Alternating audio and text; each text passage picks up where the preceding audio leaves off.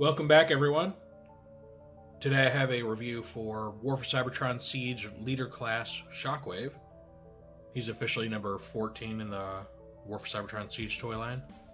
This figure is a little bit more divisive than his Wavemate Ultra Magnus, and I can definitely see why that is, and I'm definitely going to talk about that. But this review will have the usual MO. We'll take a look at the box, instructions, the toy itself, transform it every different way, do some comparisons, and then give some final thoughts on the toy. So, without further ado, let us begin. Alright, so the box is standard fare leader class box. Got all your different logos. Shockwave's name here, window that you see him in.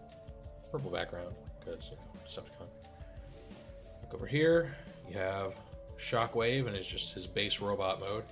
And I'm not sure what he's doing, if he's monologuing. He just looks really cool doing it, whatever he's doing. And you got some poor soul's arm laying on the ground there. I don't know if that's a victim, one of his experiments, who knows. But this is a really cool picture. I like this.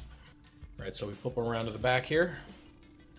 You see the usual contents for your Siege toys. You got Shockwave's different modes here. Got the cross-cell for Magnus. Now this battle sled thing that he gets, interestingly, there's no instructions for it, though it is an official mode. So I don't know why they left that in the instructions. Kind of leaves it up to some guesswork on how to actually transform this thing, which is a shame. And then lastly, you got your promotional Siege artwork on this side here. All right, the instructions are nice and big, very clearly visible, which is always good. Got a nice shot of his combined robot mode there. People have dubbed a brute mode, which I think is a cool name. Shows how to remove that stuff, put him in his regular robot mode, and then shows how to transform him to his basic vehicle mode. And then shows you how to combine those parts back into his larger vehicle mode. So, pretty cool. Here's a breakdown of his weapons. Shows he has a, just called the LV. Just LV. Gamma Disruptor Launcher. And then another LV. This is the Duo Pulse Radiograph. Shows little things on his feet. And then LV1, really mixing it up a bit. Thermal Range Neuron Beam. And that is just his standard little arm cannon thing. So that's odd. Weird naming. And then you just have his compatibility with the Battle Masters, Micromasters, Fire Blast effects, all that stuff. Alright, we're going to start our look at Shockwave himself with his large vehicle mode. Some people have dubbed this his Nemesis mode because of its resemblance to the Nemesis ship that the Decepticons pilot. So this thing's really cool looking. It has a real big kind of anime space drama ship type vibe to it. A lot of detail, which really help sell this as, some kind of starship, which is nice. Got these cannons right here. Very, very cool. This, what appears to be the bridge, has this kind of neat design cue where it's got this little yellow bit right here, which does have light piping through the top, so it lights up pretty well. Very reminiscent of Shockwave's head itself, which I think was kind of the point, which I think is cool to add a bit of the character's iconic look into his vehicle mode. You got his cable bit here, you got all these guns, wings, the back. These are supposed to be like the thrusters, I guess. Nice and painted in here. I mean, this just overall looks really good. Very, very neat looking. And it does help the toy kind of justify its price point. It does look pretty big this way. Though, to be fair, old school Voyagers were, could also be about this big in their vehicle mode. Think of maybe Vector Prime, right? Alright, so we're going to go ahead and remove the extra parts and put him in his standard vehicle mode. And it's pretty easy. Just, this comes off. That comes off here. And then this bit separates. You pull it apart at the sides. It's on like little arms. Like that.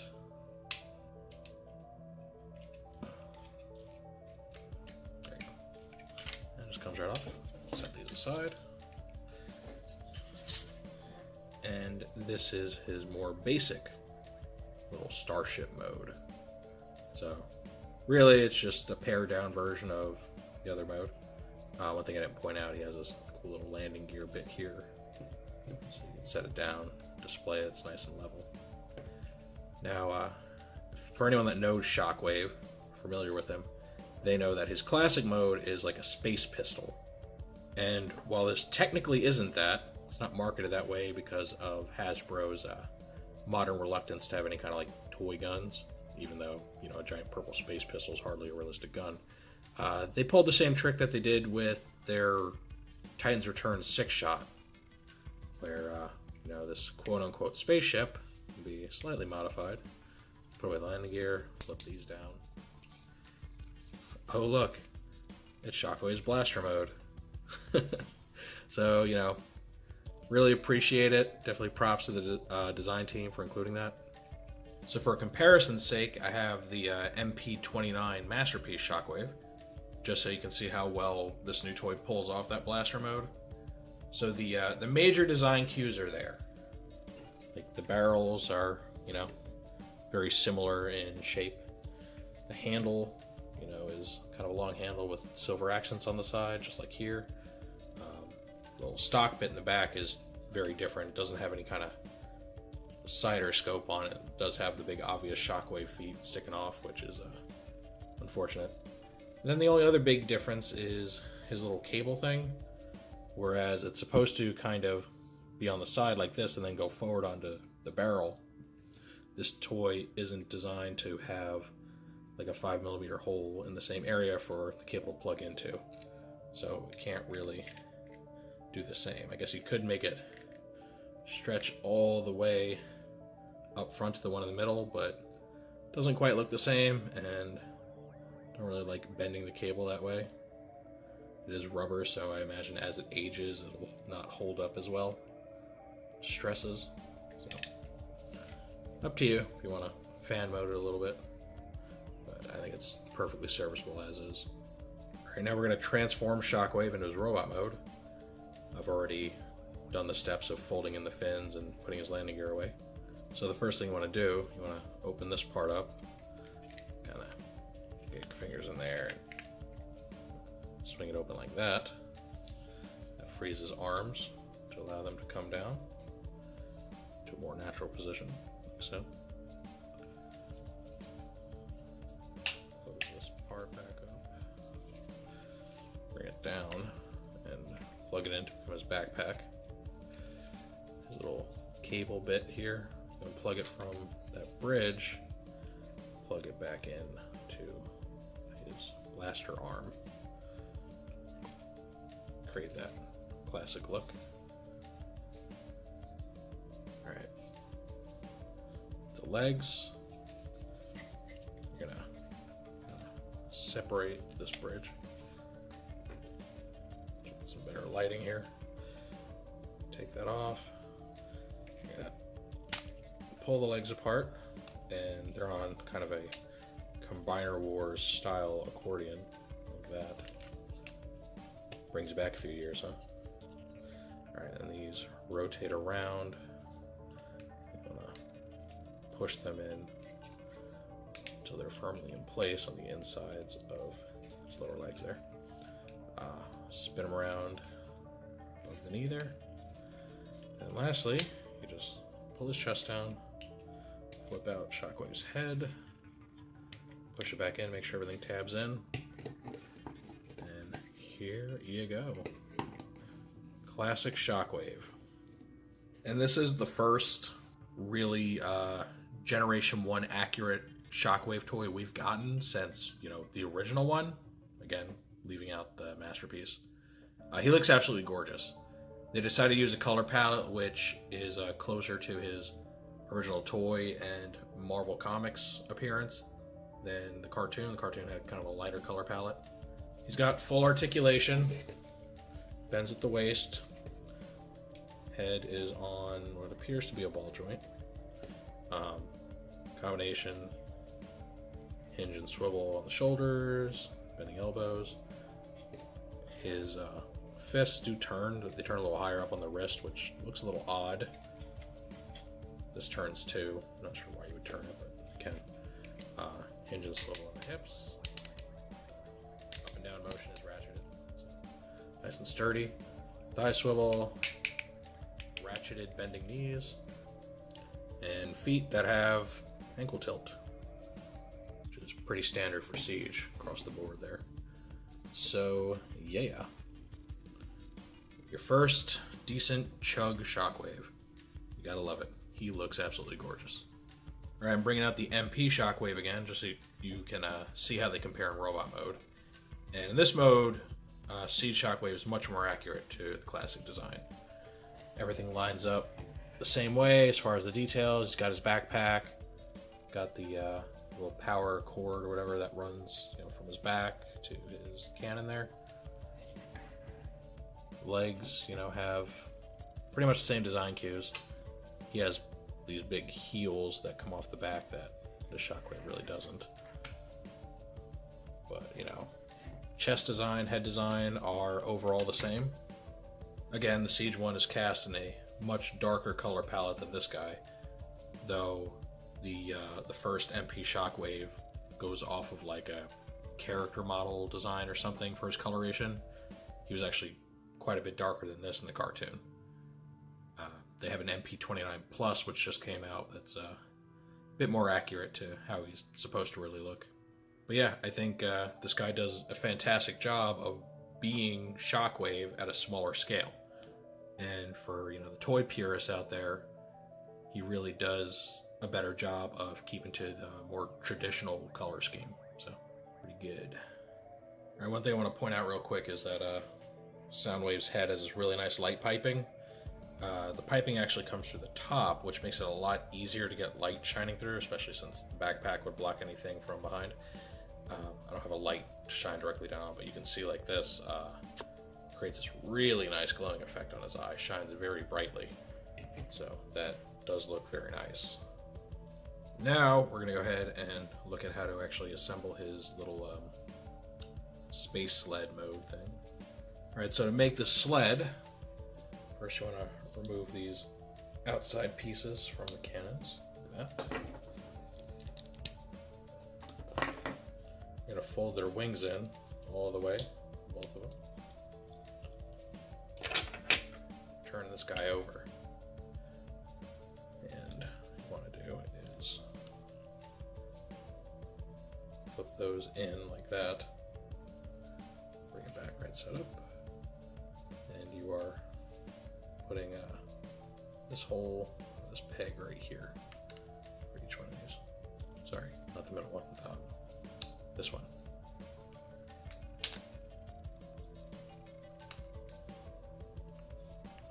Set on, rotate it to where this bit rests against that partition there. Do it over here. Alright, and then you bring the two sides together and then these will click in place a little bit. And for these, you actually want to put these down, turn them 180 and bring them back up, which looks a little weird, but I guess the idea is you want to expose this 5mm port so you can attach like additional guns to the battle sled if you want to. So there's that. Then you're just bringing these around, plugging them into these 5mm ports on both sides. There you go. That's the sled. And you just take old Shockwave here, and you use his little holes in his feet to connect them to the sled. You can just plant both feet onto the post if you want to, but it causes him to have his feet like really close together and just doesn't look like a very good like riding stance. So I tend to like bring one of his feet back, have him face off to the side a little bit, kind of get a bit of a surf look going on there. And yeah, there you go. That is Shockwave's little optional battle sled that he can make with his extra parts. It's not necessary, but it's a cool touch. It's neat that they molded that in there to give you just another option to utilize his extra armor. Alright, now we're actually going to combine Shockwave with his armor to make his brute mode. And there are officially 2 ways to do this, though only one of those ways is actually shown on the instructions. So I'm actually going to start with the alternate configuration, just so everyone can see that, and then I'll move to the one that the instructions actually show you how to do. So, if you haven't already, take apart his armor pieces, separate them to their little individual bits. Okay, for these, just leave the wings folded in. You won't have them out. These guys, go ahead, flip the cannons back into their more natural position. Alright, this bit here, you're just kind of leaving it as is. And you are going to simply attach it over his existing backpack. Plugging it into these 5mm holes here. There. And you just kind of rotate them back a little bit and create this kind of like coattail effect.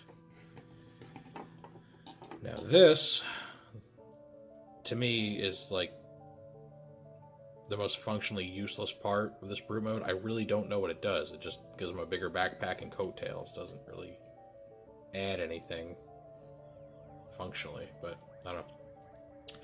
Also, I just realized I've had this thing plugged into the wrong spot the whole time, so great. This doesn't go into the side of his forearm. It actually goes in the back of his forearm through this special port, so my apologies. Looks like I'm going to have to retake some pictures. Yeah, whoops. Alright, anyway, so you get the backpack on, then these guys plug into his shoulders, just like that. Just come these forward-facing cannons, which are fine, I guess. These go into the sides of his legs, like so. The one here. Now, this is where a problem comes into play on my copy. This plugs in here. Does not stay in, as you can see. For some reason, the way mine is molded, the 5mm port is just too loose. And it's not the post, because I can take this one out, put it over here, and same thing. So that's really unfortunate. Wasn't something I caught until it's kind of too late. And with these figures still being incredibly hard to find, in fact, I haven't seen either him or Ultra Magnus at a store since I got mine. Not easy to replace, so I'm kind of just stuck with this. I mean, luckily I never used this mode anyway, but that's what it's supposed to look like, which is, it's okay. Not as cool as the more official mode, but it works if you want him to look like this and look like he's slightly more heavily armed, I guess. Now for his other super mode, I'm going to remove all the armor he had on him, minus the backpack that gets to stay right where it's at. And now these you're going to attach differently. You're actually going to swing these down, and you just plug them onto his shoulders like that.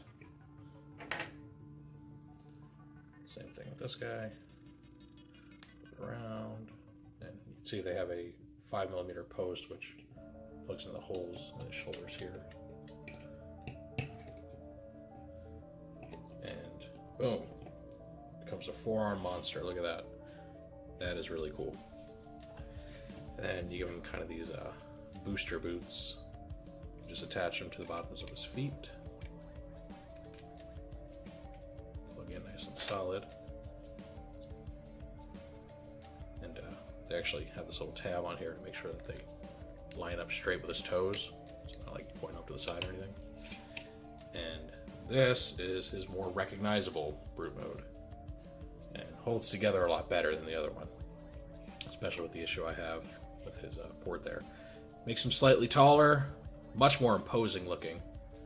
And he looks like this monstrosity of science, which, for Shockwave is perfect because the character has become synonymous with, the mad scientist trope.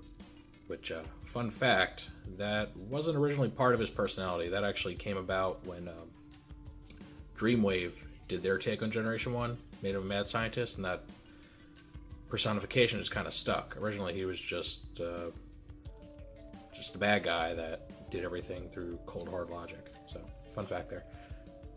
But this, I think, is really perfect. Like, you can imagine if Shockwave were to design himself an armor upgrade, this is something it would be like. So it's something very alien, but very practical in a way. You know, give himself extra arms, which you could imagine maybe these could transform into extra hands. Though, actually, you know, obviously can't do it on the toy itself, but I could see it, right? So this is very cool, and I think it's a very natural extension of Shockwave's design. Just fits him perfectly. And it's an original design. They came up with this kind of out of nowhere. Now, I do have my theories on this. It's never been confirmed, but I do believe that Shockwave and Ultra Magnus, their designs, at least as far as the concept stage, not so much the actual physical toy, I think were carryovers from the old Choose Your Prime contest from Power of the Primes, where like whoever won was going to get, you know, an evolution gimmick leader class toy where they were a small robot that combines with, you know, some other part of their vehicle to become like a super mode or a prime. I do believe that Magnus and him were carryovers from that to some extent. Again, can't prove it, and Hasbro's never come out and confirmed that, but it just seems weird because they're both candidates. They both end up with toys in the next toy line that follow that same idea. But until I get some proof, I'll just keep the tinfoil hat on, you know. Now, I mentioned earlier that this figure is a little more contentious than Magnus for the most part. A little divisive among the fan community, and that is owed largely to his size. There's already been, you know, a lot of talk in recent years how, you know, with Transformers, prices keep going up, but the size of the toys and in some cases the quality of the toys seems to be going down, right? So it definitely feels like you're paying more for less. And there are obviously factors that weigh into this. You do have to look at inflation over time, right? Leader class toys originally were, I believe, $40, right? Well, it was a long time ago now. You're talking over a decade ago. So obviously prices are going to go up over time. And then other factors are, you know, how much plastic is used. So basically, you know, how big is the toy? How much plastic goes into making it? How heavy is the toy? Because size classes, you know, mainly revolve around shipping weight and, you know, the cost to ship these toys across the world. You look at how much paint is used, right? How high the part count is. Higher part counts mean, you know, possibly more molds involved in creating it. So there's a lot of things that go into it. And you see a lot of arguing back and forth from people over like, oh, are we getting, you know, kind of the short end of the stick here, like, or is it all in our heads and really we're getting a good deal? It's hard to say, and I think it comes down to just mathematics, right? When you look at a toy, how much do all of these pros and cons weigh against each other to come out to, you know, final value of like what the toy should cost, you know, in today's market.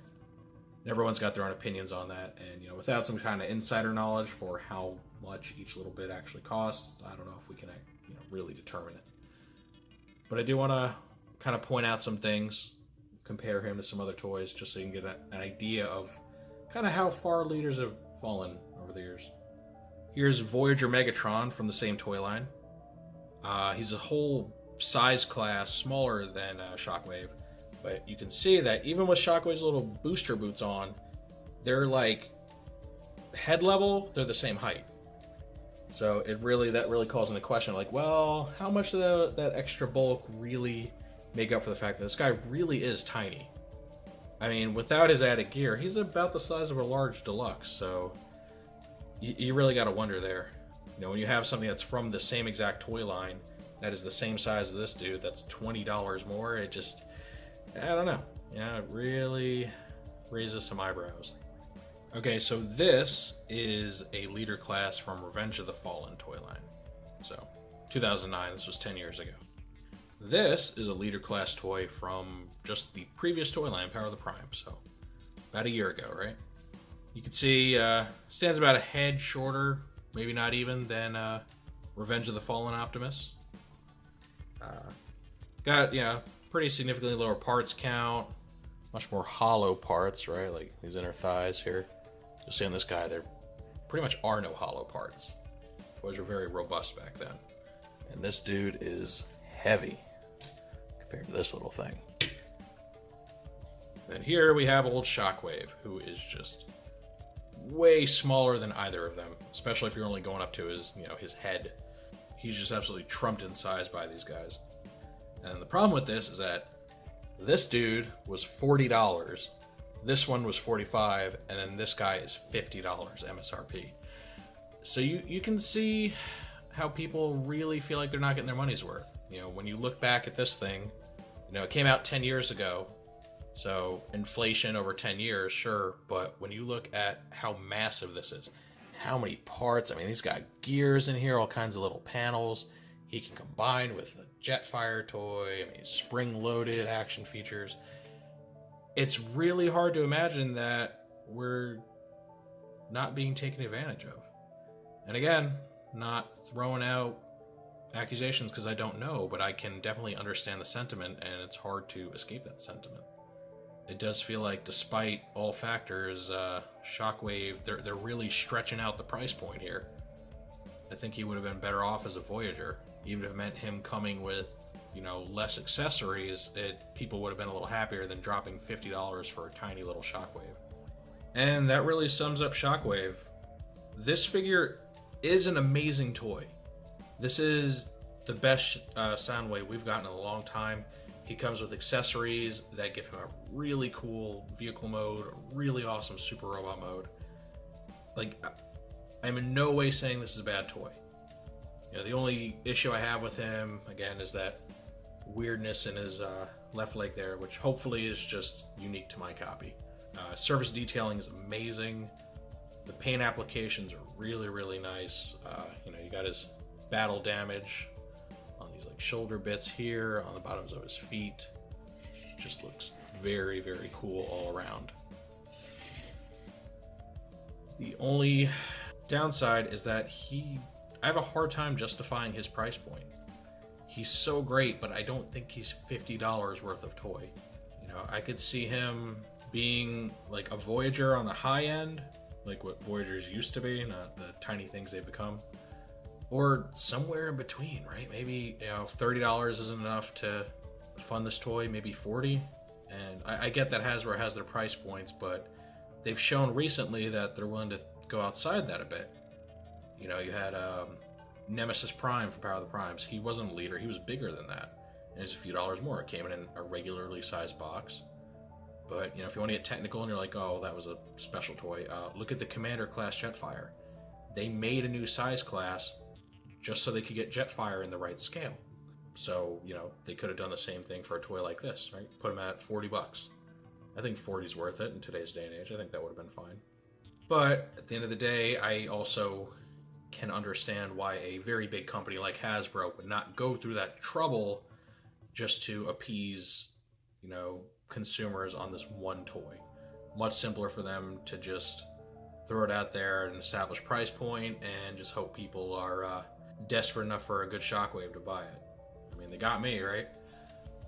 So yeah, I really do wish the price was lower. And if that throws you off, maybe it's worth seeing if this guy goes down in price, though given the fact that Siege has been out for a while now and I still haven't seen another Shockwave on shelves, I don't know if the waiting it out strategy will work for this guy. It could end up like Titans Return Fort Max, where they go on deep clearance, or it could end up like Combiner Wars Devastator and everyone that waited ended up paying more for it. So it's up to you if you want to risk it. I know this review is a little more negative than I usually do, and again, it's purely just because of the cost of this figure. Everything else about it is fantastic, so just don't leave with a bad taste in your mouth. It's a good toy. And that really wraps up everything I want to say about Shockwave. If you did like this review, it's always appreciated if you give the video a like. Helps provide me, some feedback on what I'm doing right, what I'm doing wrong. I especially love it if you guys put comments down in the comments section to really give me some details on what you like, what you didn't like. If you want to see more toy reviews like this one, or if you want to see any of my other Transformers related content, be sure to click the subscribe button and click on the notification bell so that you always get updates whenever I post something new. And with all that out of the way, I will see you guys next time.